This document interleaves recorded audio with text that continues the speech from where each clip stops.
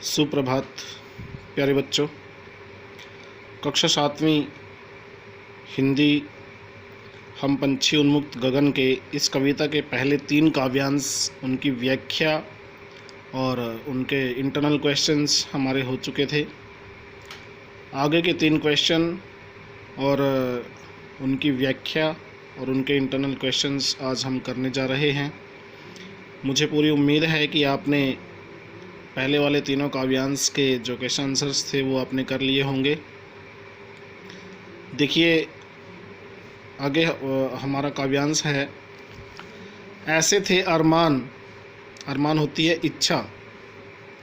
ऐसे थे अरमान कि उड़ते नील गगन की सीमा पाने, लाल किरण सी चोंच खोल चुगते तारक अनार के दाने।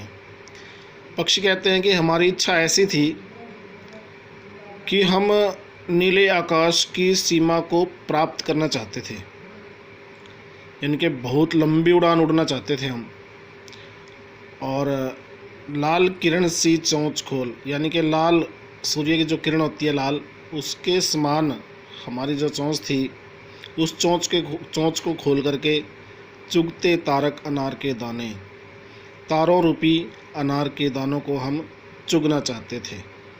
यानी कि पक्षियों की इच्छा थी कि हम खुले आकाश में उड़े, नीले आकाश की सीमा को प्राप्त करें और हमारी जो लाल किरण के समान चोंच है, उस चोंच से तारे रूपी आकाश में जो तारे हैं छोटे छोटे टिमटिमाते हुए, उन तारों रूपी अनार के दानों को चुगना चाहते थे।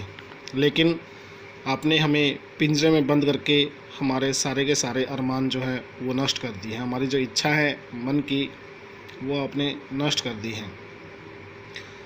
आगे पक्षी कहते हैं, होती सीमाहीन क्षितिज से। क्षितिज का अभिप्राय होता है जैसे जहाँ पर हमें धरती और आकाश मिलते हुए प्रतीत होते हों, ऐसा आभास होता हो दूर से कि जहाँ पर धरती और आकाश मिल रहे हैं। होती सीमाहीन क्षितिज से इन पंखों की होड़ा होड़ी, यानी कि सीमाहीन क्षितिज से हमारे जो पंख हैं ये मुकाबला करते आपस में सीमाहीन क्षितिज को प्राप्त करने की, यानी कि वहाँ तक पहुँचने के लिए हमारे जो पंख हैं वो आपस में मुकाबला करते। फिर क्या होता है, या तो क्षितिज मिलन बन जाता, या तो हमें वो किनारा मिल जाता, वो छोर मिल जाता जहाँ पर हम जाना चाहते हैं, या फिर हम थक करके बैठ जाते। तनती सांसों की डोरी, यानी कि हम जो है हमें सांस जो है वो निकल जाते और हम थक करके बैठ जाते। नीड न दो चाहे टहने का। पक्षी कहते हैं कि चाहे आप हमें किसी पेड़ की टहनी पर घोंसला मत बनाने दो। नीड का अर्थ होता है घोंसला। आश्रय छिन्न भिन्न कर डालो। हमारा जो सहारा है, हमारा जो घोंसला है, जहाँ पर भी बना हुआ है सहारा, उसको आप बिल्कुल तोड़ दो। लेकिन पंख दिए हैं तो आकुल उड़ान में विघ्न न डालो।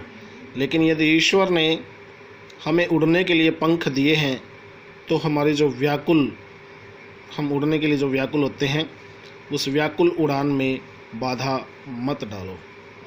तो बच्चों, आपके जो 3 काव्यांश थे इनकी व्याख्या हो चुकी है। इनके आधार पर, 3 काव्यांशों के आधार पर ये कुछ प्रश्न हैं, इंटरनल क्वेश्चंस हैं। ये आपने अपने आप ही इनके आंसर इस व्याख्या के आधार पर लिखने हैं। जैसे देखिए पहला क्वेश्चन है आपका, काव्यांश में पक्षियों के क्या अरमान थे? कवि ने पक्षियों की चोंच कैसी बताई है? किरण सी में कौन सा अलंकार है? दूसरा काव्यांश है, पक्षियों के पंखों में क्या मुकाबला होता है? सीमाहीन पद में कौन सा समास है? क्षितिज शब्द से क्या अभिप्राय है? तीसरा काव्यांश है आपका, तीसरे काव्यांश के आधार पर प्रश्न है, पक्षियों की किस प्रार्थना का वर्णन किया गया है? आश्रय छिन्न भिन्न करने से क्या अभिप्राय है? आकुल शब्द का अर्थ बताइए। तो इस प्रकार से तीनों काव्यांश के आधार पर जो क्वेश्चन हैं आपके, उनके आंसर आपने अपनी फेयर नोटबुक में राइट डाउन करने हैं। धन्यवाद।